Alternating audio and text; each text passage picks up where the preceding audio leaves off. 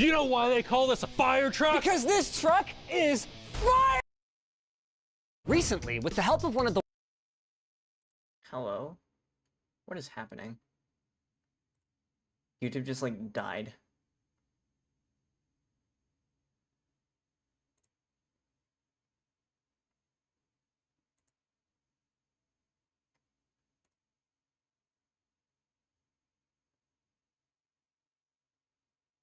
Hello? What is...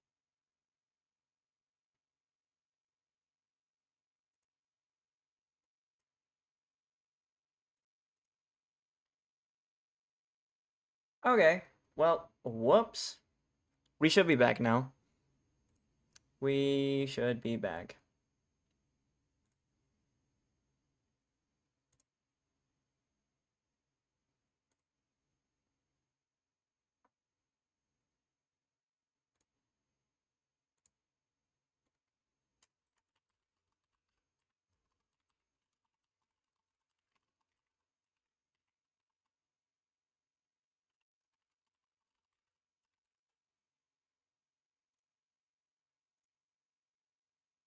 Okay. Anyways. Let's not play through the whole thing again then. Good to know. Anyways.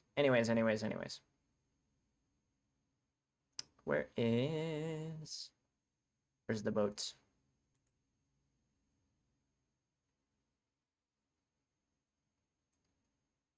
Okay, something that I absolutely adore about this animation is how they animated it. I mean, obviously, but specifically during this scene,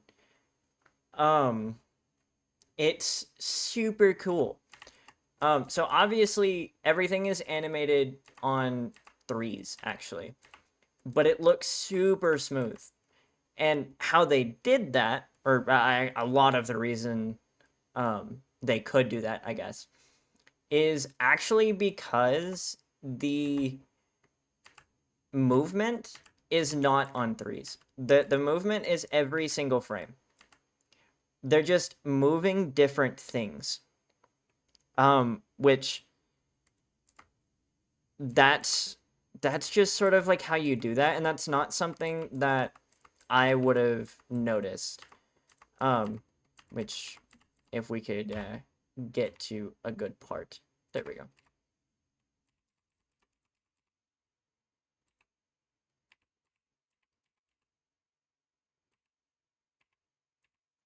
So if you see here, every single frame something happens. We're just going frame by frame here. But it's always something different that happens. So if you look at, say, like, the boat, right? The boat specifically, actually right here it's on 2s. Yeah, the boat right here is on 2s, but my point still stands. The sails will move. Nothing else in this entire scene is moving. Then the boat moves. Then the smoke moves. Then the boat and sail moves. Then, you know, other things move, the smoke moves. Then the camera actually moves. It's the interpolation of everything moving that makes it look super, super, super smooth, even though it's technically, oh, what is that? It's technically at 6 FPS. But it looks super, super, super smooth. That's something that I absolutely adore about this animation, is they did that super well. As well as combining 2D and 3D. Like, all of these effects, like all the smoke and stuff, that's all 2D. Obviously, the ship is 3D. But the actual, like, sails and all of these lines and stuff, those are also 2D. The combination of 2D and 3D is very, very, very, very difficult.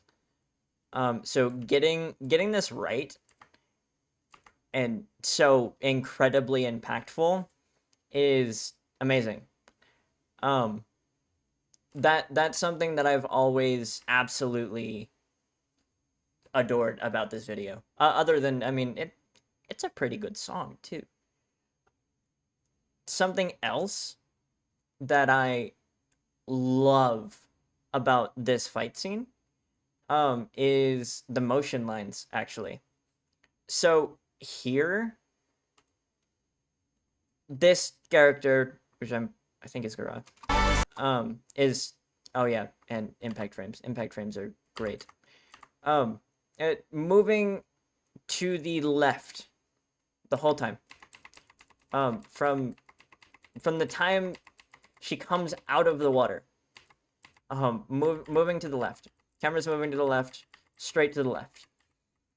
That's her character's movement line. Which is great.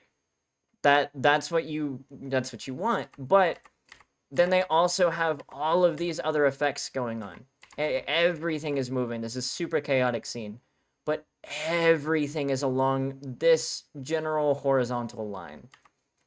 That's something to pay extreme attention to. Now, one thing that they do, which I don't like, but I like it because I don't like it, is this. So this scene, they obviously they still have this horizontal line. You know, the movement line is still there, but then they have this sort of back and forth rotation that doesn't really sell the motion very well. That is my one general complaint, but then they bring back the motion, so I think that's okay, but that definitely could have been done better. And again, everything is along this motion line, the exact horizontal motion line. Now, one thing is, when this actually happens, this character is now part of this motion line. Now, this entire fight, this character has been along the opposite motion line.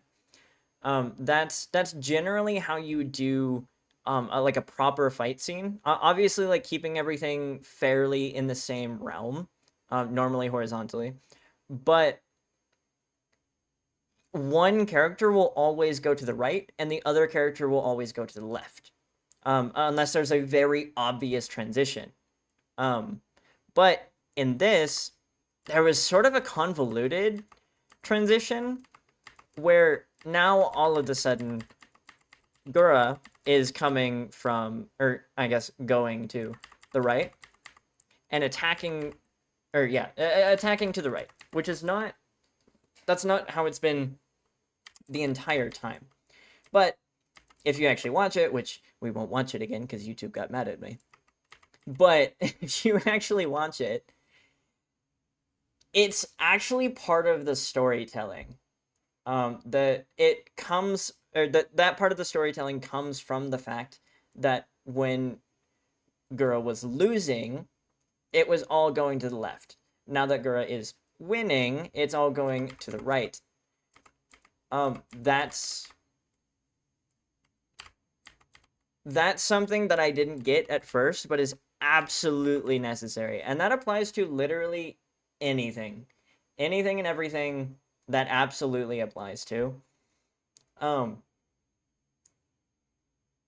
So it's good to pay attention to when to break those rules and when to not break the rules, I guess. And again, here, the movement line is still the same, but now she's attacking from the right. That's the same thing. Now she's winning. Now it's part of the storytelling. But the entire time, all of the motion lines, all of the tension lines, everything is exactly the same. It doesn't actually really rotate. Even during the boat explosion.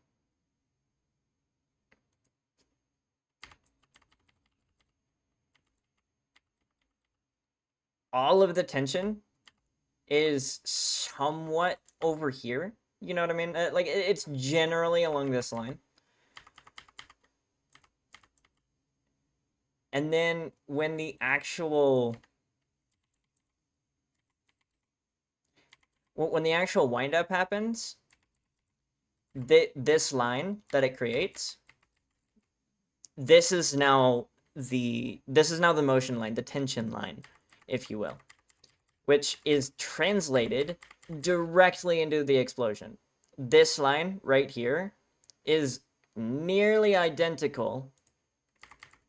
Oh, I went too far back. Nearly identical to the tension line I set up here.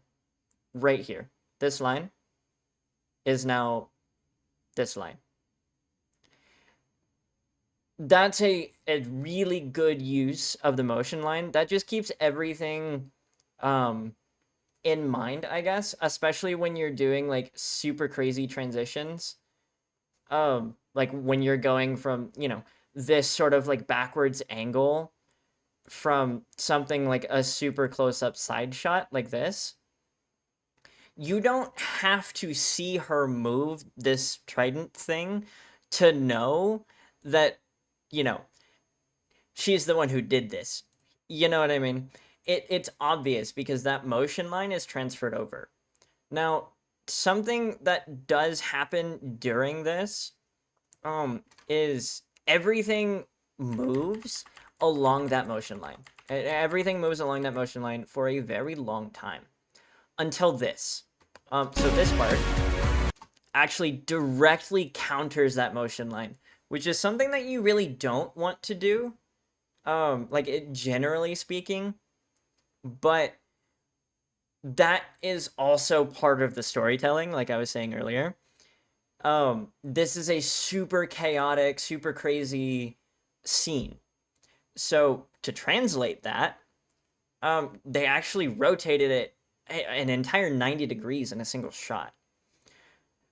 That normally, again, is not really something that you want to do. You want to keep it normally within 90, but they didn't go, you know, a full 180. You do not ever want to go past 180 degrees on the motion line. Which, again, they broke that at the end, but they broke it because of the storytelling. But anyways, this is a super chaotic scene, and to translate that, obviously, you know, with the visuals and stuff, instead of just animating all of this chaos, they animate some of the chaos and actually rely on the camera movement for 90% of that translation of chaos. That's what you really want to do in terms of motion lines. And I think they did it really well. I'll go ahead, I'll drop this in the chat for all of you. And, you know, YouTube won't get mad at me for doing this, I hope. There we go. This is a video. If you want to watch it, and, you know, actually, like, I guess see my explanations, you can do that. YouTube stream already tweaked out on me. Of course, Twitch was fine. Twitch is fine if you steal content. It's totally fine. But, anyways, another extremely good example of game animation specifically is Zenless Zone Zero. So they've always been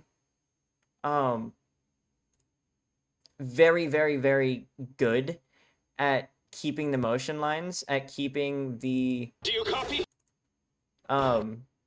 Keeping the narrative inside of their I guess their movements. But something else that they do super well, which I don't actually know if I can play this entirely, so I'll click through it. Where's the part that I'm looking for? In this operation.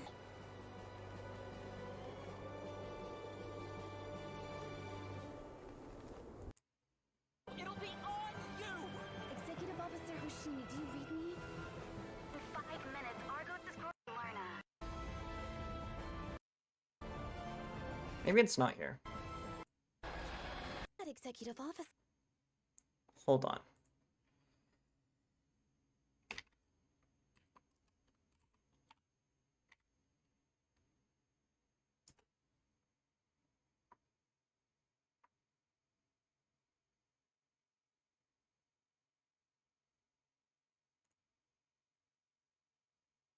It's in one of her cutscenes. Yeah, screw you, ads. One signal indicates some Ah, activity. it's in this one.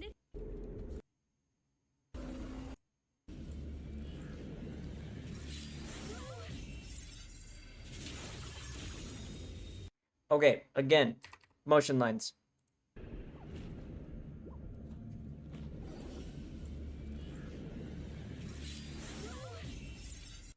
All of the tension is building up about right here, you know, dead center in the screen, which is good. But generally, it's along this line. That this is what they want you to look at is this line right here. And then that's translated right here.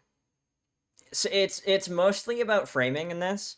There's a lot less movement per se, but the perceived movement just by keeping that motion line is super important. Super, super important.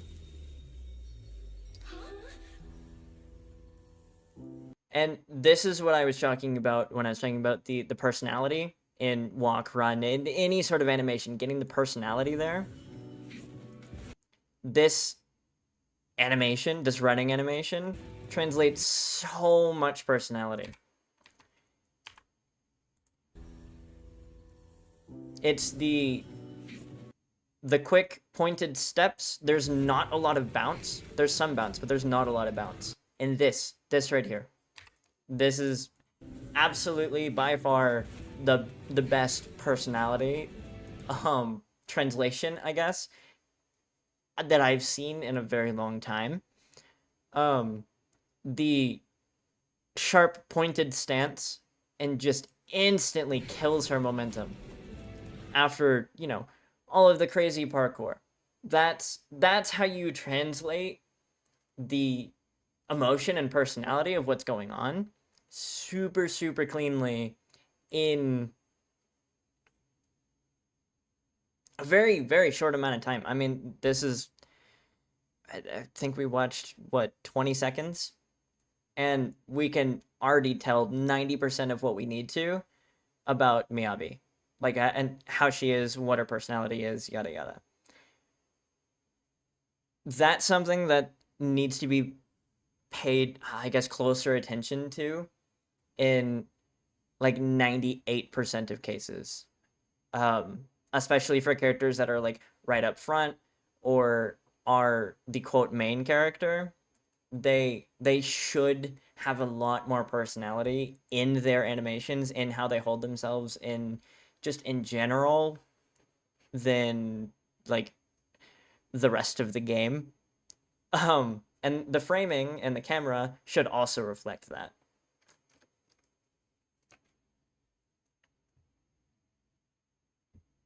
That's my TED Talk.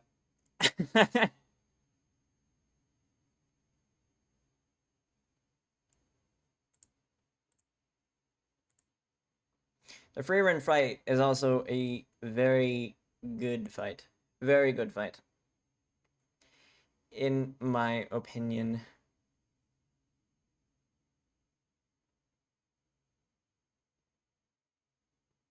I don't actually... I don't think there's anything else that I wanted to touch on today. I think that we should be good.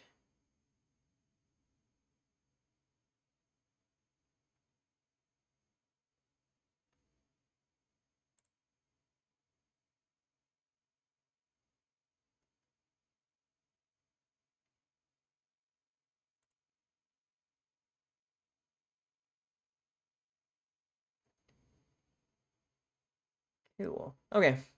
Well, for those of you on YouTube, thank you for watching.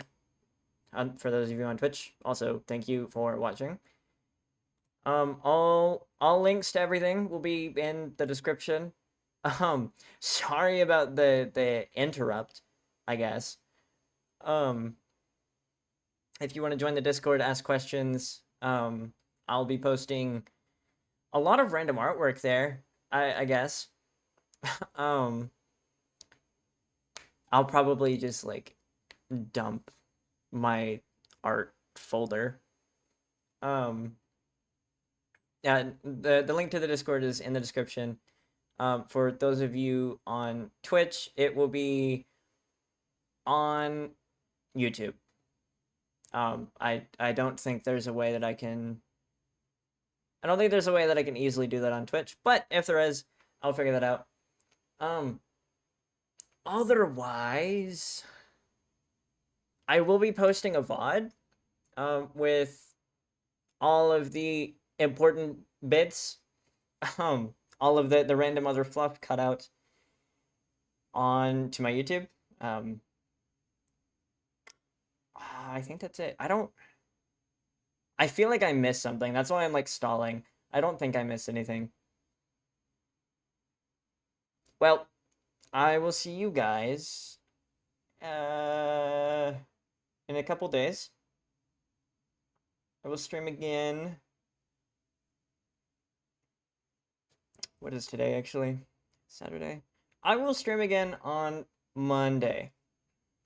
So the 23rd. Yep. Okay.